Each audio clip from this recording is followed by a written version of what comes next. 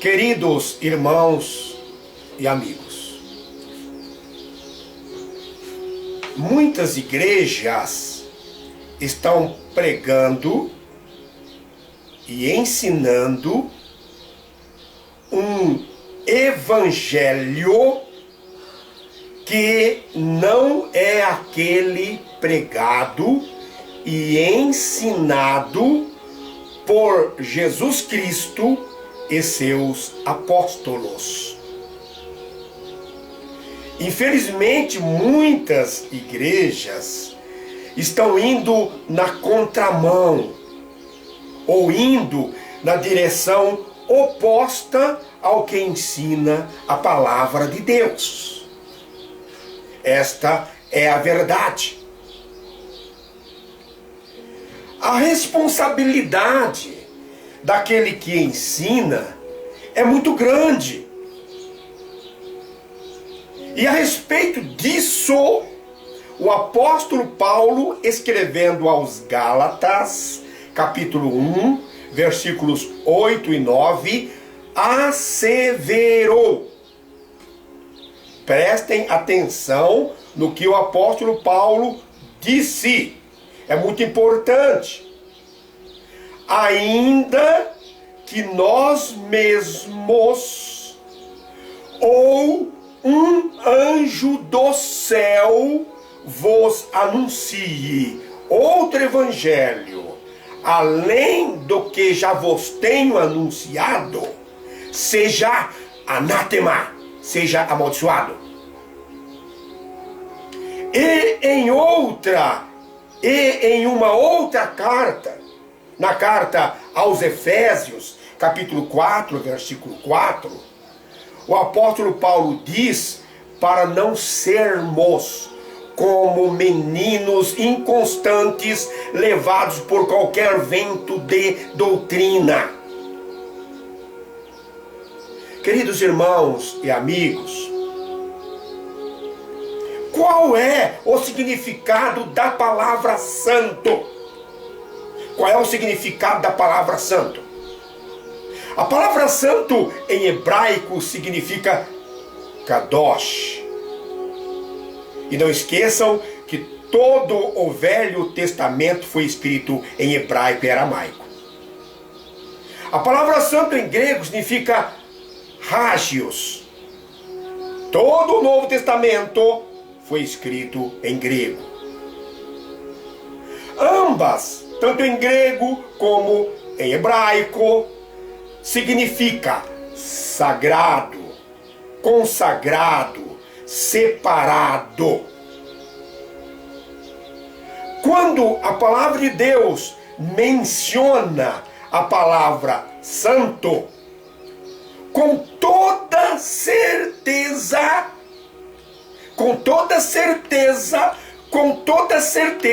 está se referindo às pessoas que foram separadas dos costumes mundanos, ou que deixaram as coisas do mundo e vivem ou tentam viver, porque há uma forte e constante tensão entre a carne e o espírito, de acordo com a vontade de Deus e os ensinos de Jesus.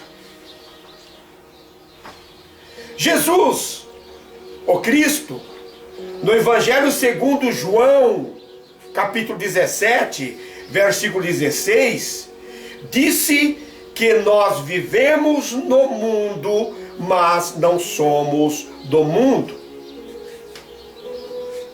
O profeta Daniel, no capítulo 7, versículo 25, chama aqueles que são fiéis a Deus e a sua palavra, aqueles que não aceitam as coisas do mundo, de santos do Altíssimo. O profeta Daniel chama de santos do Altíssimo. O apóstolo Pedro, na primeira carta, capítulo 1, versículos 15 e 16, disse: assim como é santo aquele que vos chamou, aquele que vos chamou, sede vós também santos em toda a vossa maneira de viver. Versículo maravilhoso. Assim como é santo aquele que vos chamou, sede vós também santos em toda a vossa maneira de viver. Porquanto escrito está, sede santos, porque eu sou santo. O apóstolo Paulo, no prefácio e saudação da sua carta aos Colossenses, capítulo 1, versículo 2, disse: aos santos e fiéis irmãos que estão na cidade de Colossos. O apóstolo Paulo, na carta aos Filipenses, capítulo 1, versículos 1 e 2, também escreveu.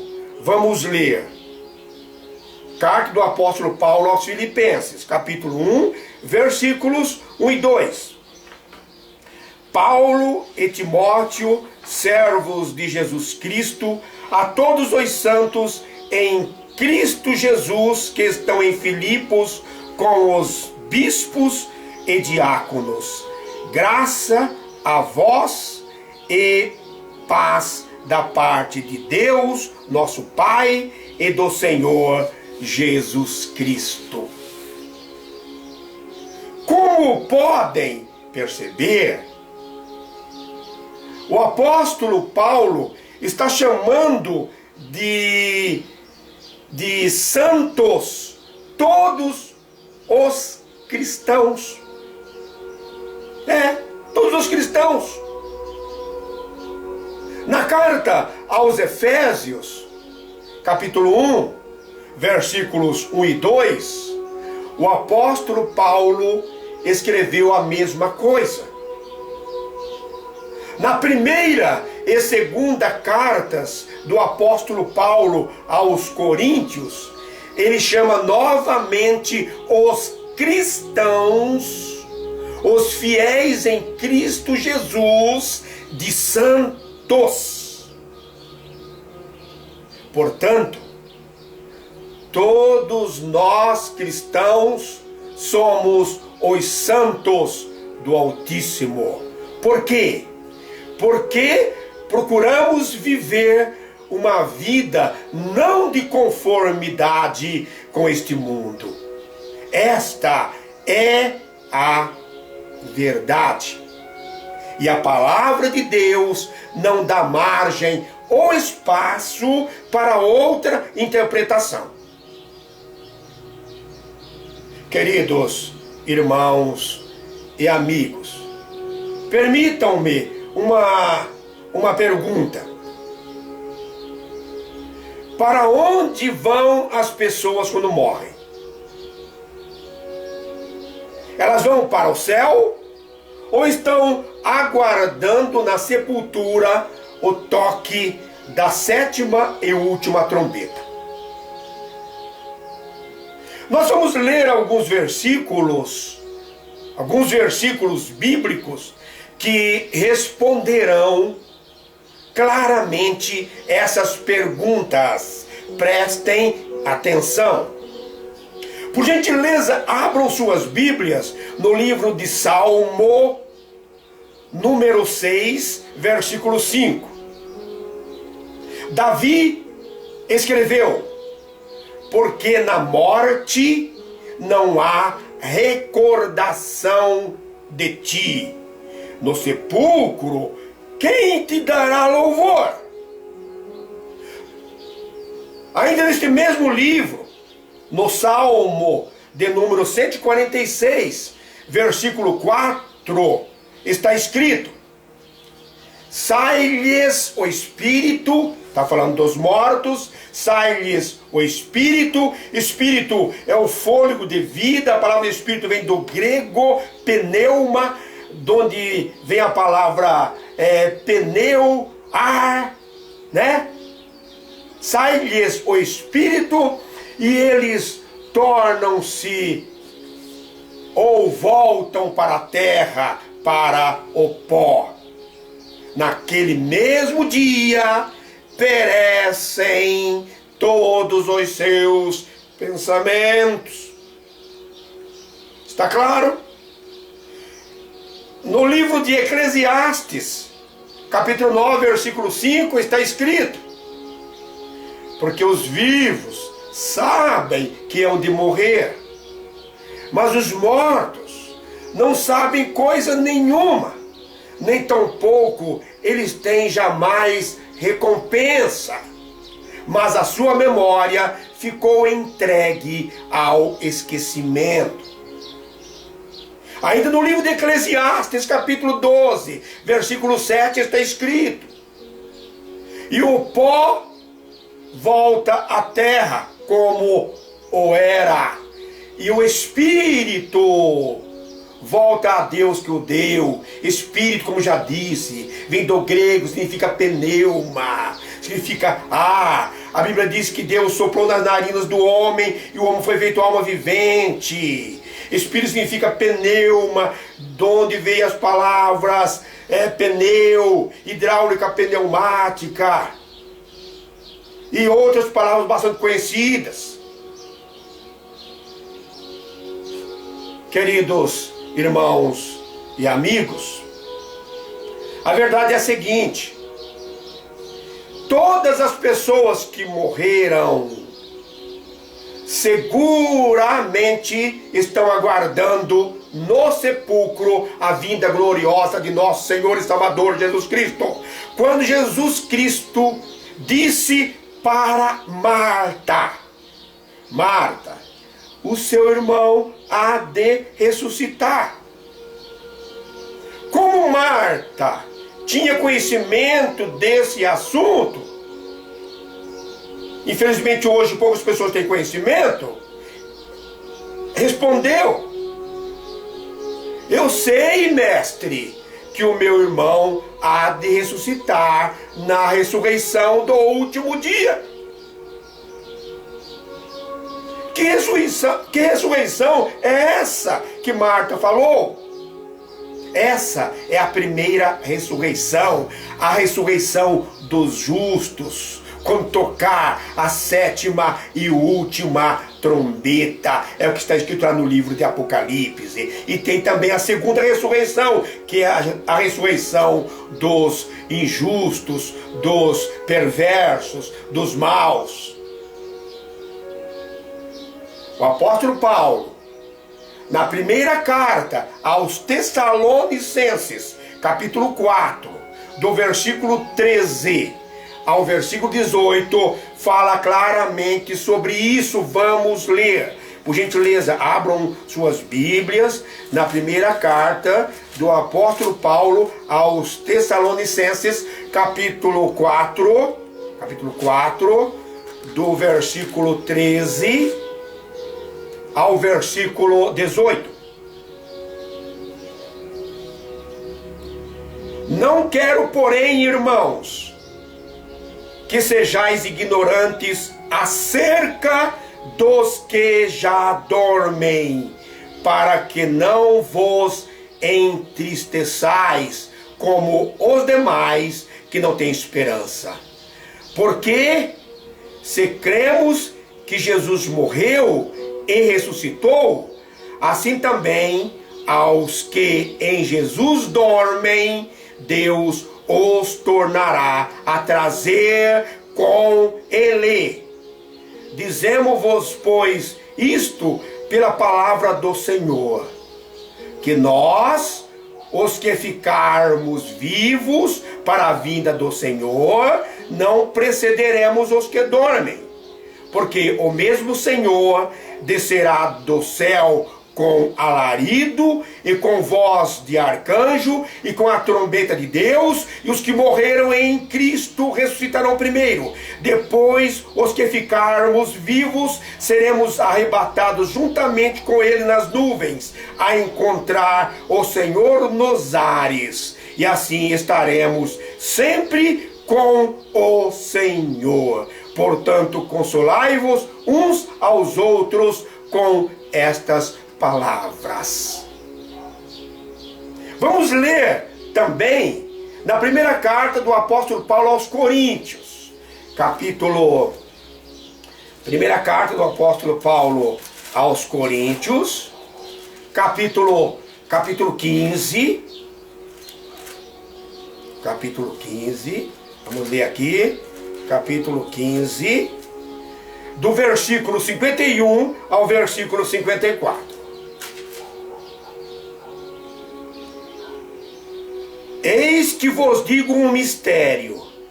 Na verdade, nem todos dormiremos, mas todos seremos transformados num momento, num abrir e piscar de olhos, ante a última trombeta.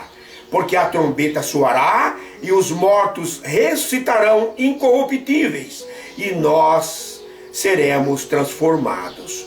Porque convém que isto que é corruptível se revista da incorruptibilidade, e que isto que é mortal se revista da imortalidade. E quando isto que é corruptível se revestir da incorruptibilidade, e isto que é mortal se revestir da imortalidade, então se cumprir-se-á a palavra que está escrita: tragada foi a morte na vitória. Quando isto acontecer, estará então cumprido o plano de redenção traçado por Deus Pai, Filho e Espírito Santo desde a fundação do mundo.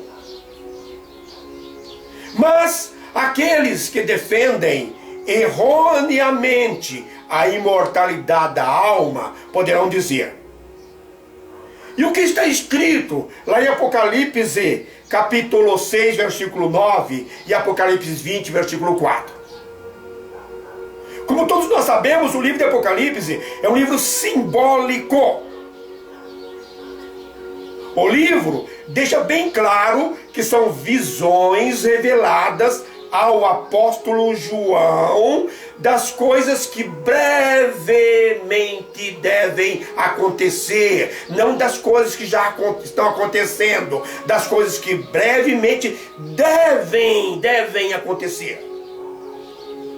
Os que morreram em Cristo, os mártires, com toda certeza, estarão lá no céu, junto ao trono de Deus. Mas isso após a primeira ressurreição. Mas, por enquanto, estão aguardando no sepulcro. Todos estão aguardando no sepulcro. No céu não tem ninguém. No céu não tem ninguém. Todos estão aguardando no sepulcro. Essa é a verdade. É o que diz a Bíblia. Na próxima semana, se Deus assim o permitir, nós falaremos, nós faremos mais um comentário sobre isso. Falaremos também sobre espírito, alma, qual a diferença entre alma e espírito. Falaremos sobre a parábola do rico e de Lázaro. E falaremos também sobre a primeira e segunda ressurreições. Aguardem. Que Deus, o Todo-Poderoso, abençoe grandemente e maravilhosamente todos os irmãos e amigos que estão acompanhando o nosso estudo. Muito obrigado. Amém.